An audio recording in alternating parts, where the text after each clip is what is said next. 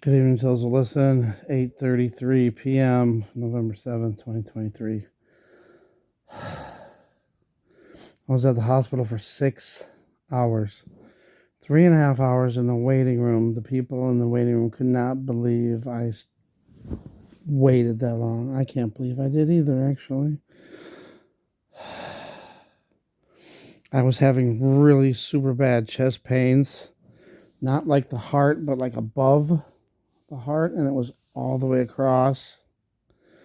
And then the pain was spreading into my jaw. I'm like, so I finally went up there. I'm like, and then they had no beds, so they said we'll do an EKG, which was normal, and then they drew blood to do blood tests, and my white cell blood count was highly elevated, way bad. So obviously, my body's trying to fight off something.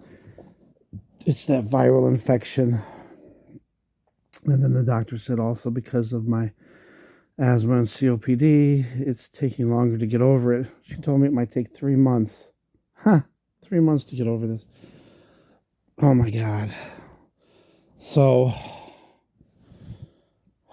by me allowing that guy to come back and stay a few nights, wound up turning into a 4 week plus sickness.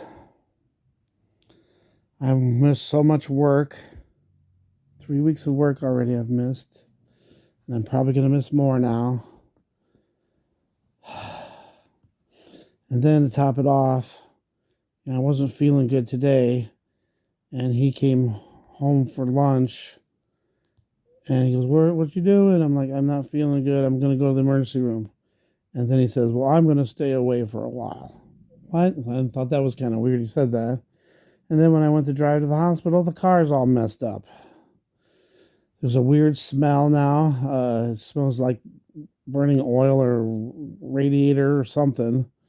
And then the alignment's all messed up. The steering is like super loose. It's like, oh man.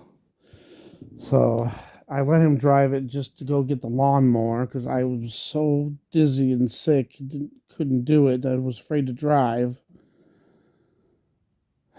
So he could mow the lawn one last time. And then the guy, the friend, the supposed friend that I had, which, no friend should ever do that to a friend. But I told him about what happened, and he's like, why are you blaming him for it? I'm like, well, because he's the only one who's drove the car at all this whole entire time. Well, it's your fault. It's the mechanic's fault. It's the oil change person's fault. It's blaming everybody else. But, who obviously could have been. And then he started going off on me about the other sickness. And I'm like, what in the world? I said, fine, I just won't talk to you tomorrow. And then he's called me an a-hole and F you and all this. I'm like, what in the world? So I don't know what's going on, but this guy, he works at this place, and all they clean hospital gowns. So they get all these diseases and blood and all this crap on their towels and their gowns and sheets.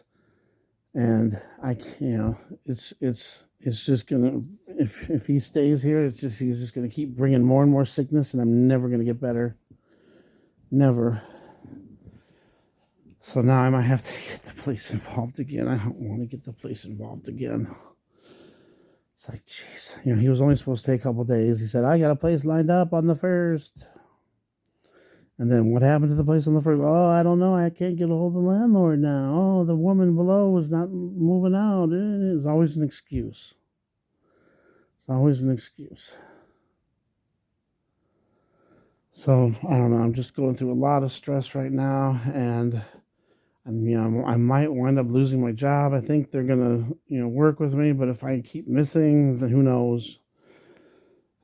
So everything has fallen apart ever since I just let this guy supposedly stay for a couple days, and now it's been a month.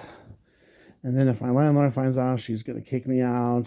I'm going to be homeless right in the middle of winter again. I don't know. It's just a lot. I hate complaining about stuff, but I mean, jeez. Yeah, I do every time I do somebody a favor, I always wind up getting screwed. It always winds up hurting me. I don't get it. I'm supposed to be helping somebody. Why am I getting punished for helping people? I don't get it. So I don't know, but hopefully I'm on another antibiotic now, and they're gonna put me on a different steroid inhaler. I don't know. It's like I have no energy, and when I do, if I walk across the room, I lose it all, and then I'm totally out of breath, can't breathe. I don't know. I guess just continue praying for me. Love you guys. Thanks for all the prayers. I appreciate it. I just need to be alone. So, the whole spring and summer I was living alone. Never got sick once. As soon as somebody's living with me, boom. He's not even supposed to be living. He's just supposed to be staying for a couple nights, and that was it. But it never turns out that way. And then it just winds up screwing me in the end. All right. I love you guys. God bless.